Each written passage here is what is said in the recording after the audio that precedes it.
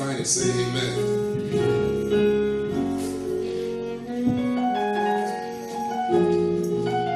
If you're not careful today, you're going to miss the sermon, so I suggest you find it quick and shout out. All right, somebody's already there. Acts chapter 16, verse 25.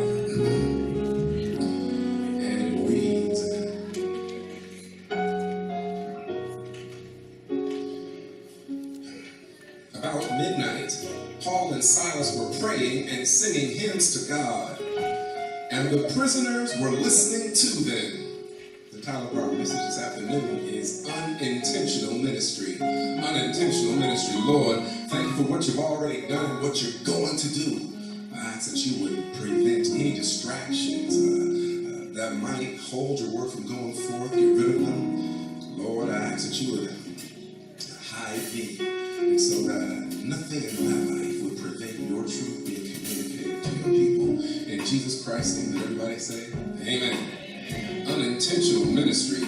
Most of the things we do for God in our lives we do on purpose.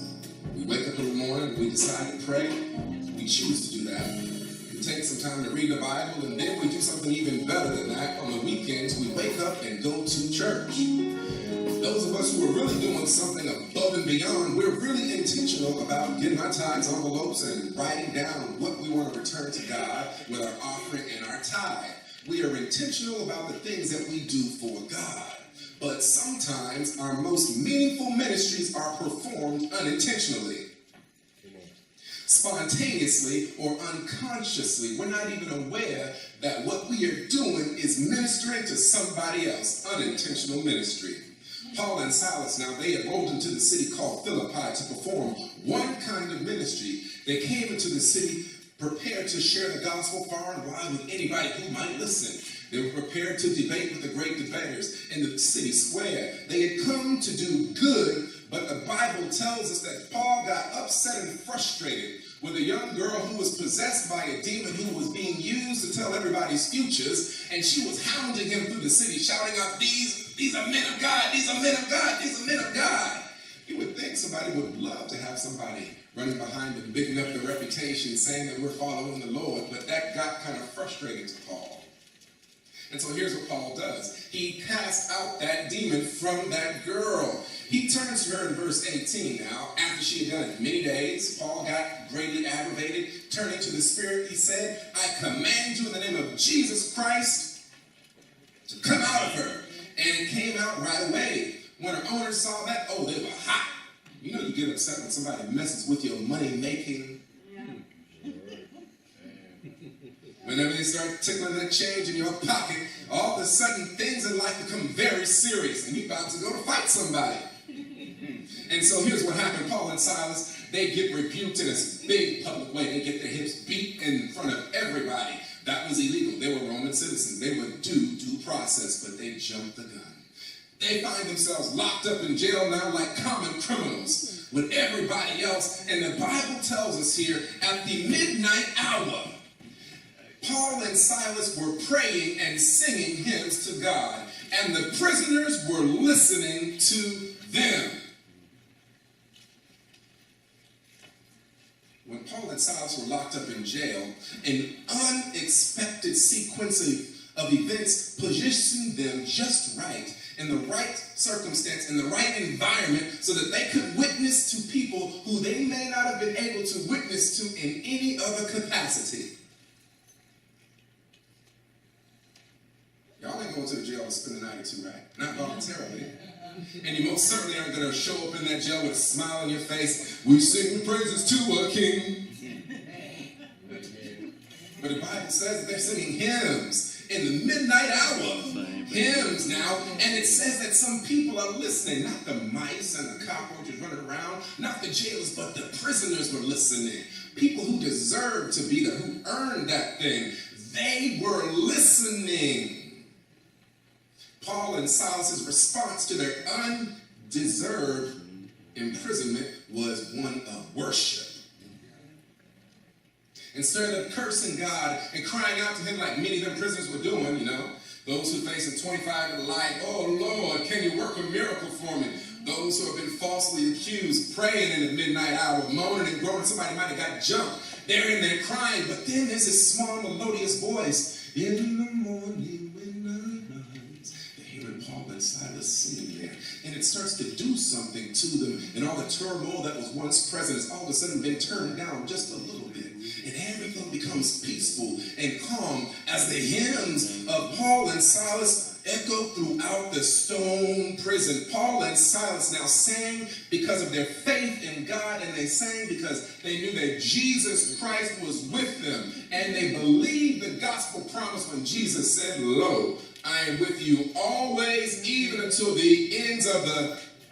He's going to be with you on your job. When you get fired from your job, he's going to be with you in the hospital. When you're going under the doctor's knife, he's going to be with you when you're grieving loved ones who have passed away. He's going to be with you in all circumstances. And even when you mess up and find your hips in jail, he's right there with you. And although they had never dreamed that they would be in prison ministering to others, the Bible tells us that this unintentional ministry, born out of circumstances beyond their control now, because they were being faithful and consistent in their regular lives, they were able to witness as just an outflowing of their natural way of being. Can we witness like that?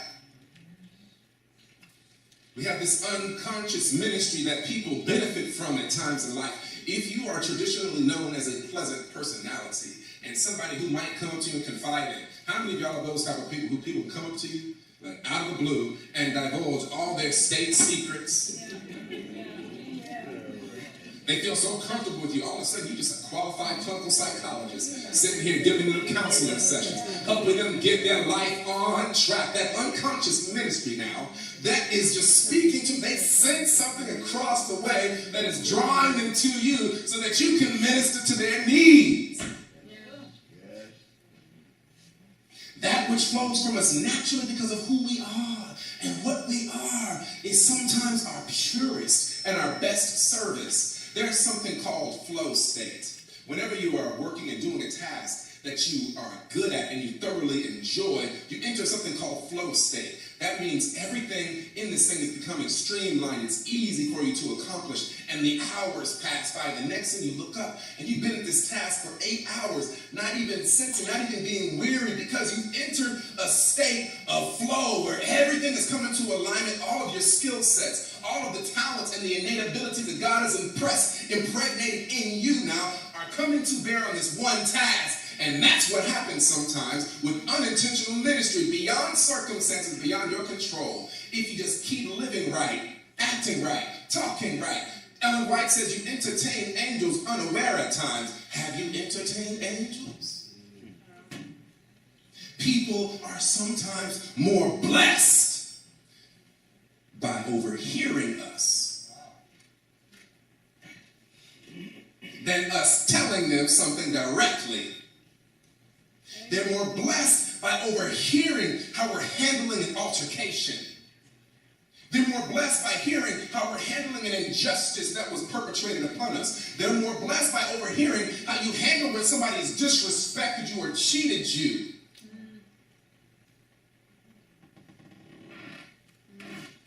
Sometimes that's all the witness that you need to do.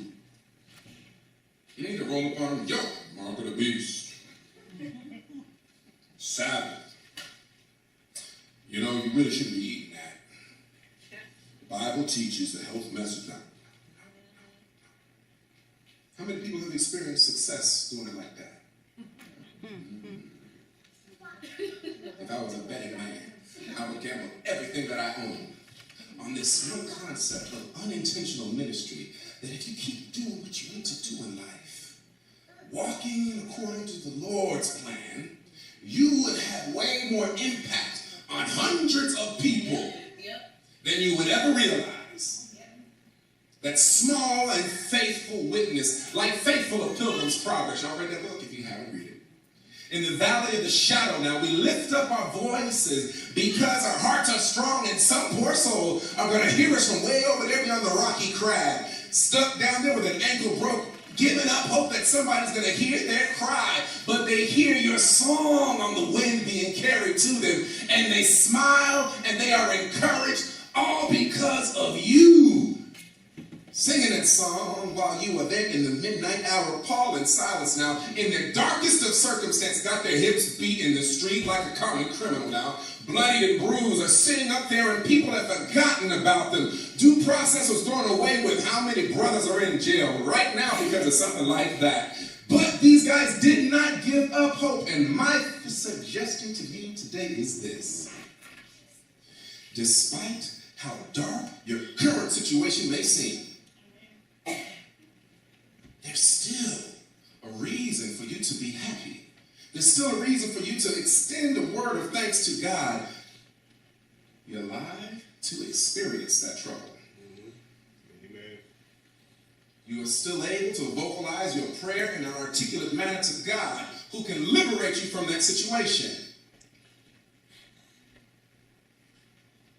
And one of the most and the greatest byproduct of you being in your midnight hour is that if you started to sing a song to encourage yourself, somebody else might overhear and their lives may become changed. Our finest sermons are the sermons that we live out in our lives, and our finest songs are the songs that we sing when life gets hardest for us.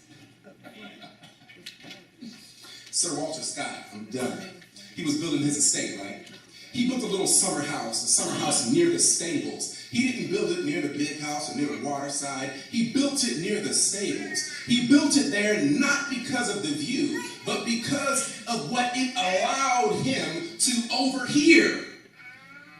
Each evening, his coachman now, this old Peter, a Scotsman, who had never, ever publicly talked about his faith. He never publicized that he was a Christian, that he was a Bible thumper, that he believed in the Lord, and that the Lord could do what he said he could do. And so he built him a summer house near the stables, so that in the evening times, when he came home and he was weary and discouraged, he could just open up his windows and he could hear old Peter there in the privacy of his room raise a song to God. His voice was awful. Angels would flee, but still he raised that psalm up to God. But to Sir Walter, it was the sweetest sound that he had ever heard. All because it was something that was reaching up high into something greater than themselves. Because whenever we are lifting up a song to God, it seems as though heaven and earth can come into alignment for a little while. And the Holy Spirit can work on you and convict you and encourage you like it ought to. And the angels are tip-tapping, dancing for joy because you have turned your eyes upon Jesus and looked full in his wonderful face. That's why he built that summer house by that stable. Not because it was prime location, but because he could overhear somebody who was sold out for the master, even in the privacy of their own home. They weren't fronting in the middle of the street when everybody could see, but they were consistent at home. And so he would eavesdrop so he could catch his blessing. Are you able? Are you living something and talking about stuff so that somebody can eavesdrop on your conversation? So that they can catch a blessing? No young child starts their day by saying, I'm going to be a blessing today. Do you start your day off saying, I'm going to be a blessing today, Lord?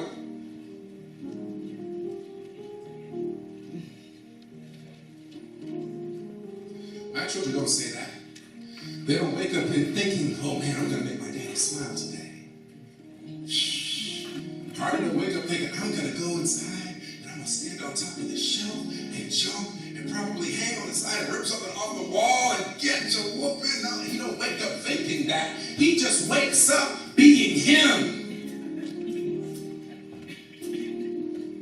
They don't wake up thinking that they're going to bring joy into my life, into their mother's life. They don't wake up thinking they're going to have a blast at school. They don't wake up thinking that the dog is going to lick them and make them smile all over again. They just wake up and do. They are a blessing just because of who they are. They are a blessing and they don't even know it. Can you be a blessing without even knowing it? I suggest today that you look on the the inside and pay attention to the things that God is impressing upon you, he might want you to change some things up and do some things differently so that you can be a blessing without even knowing it. Don't you want to be like that? I want to be able to walk down the street like Paul and Peter and somebody get healed by my shadow.